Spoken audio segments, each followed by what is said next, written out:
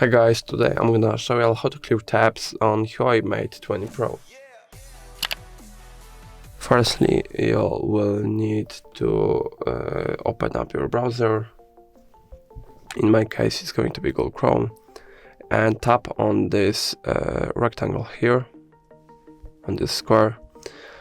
And as you can see, I have 3 tabs open right now. I can just close each one individually by tapping on the X in the right corner, or just tap on the 3 dots in the right corner and tap on close tabs. Close all tabs and groups, and yep, as you can see, here is only the newly created one that I have just opened right now.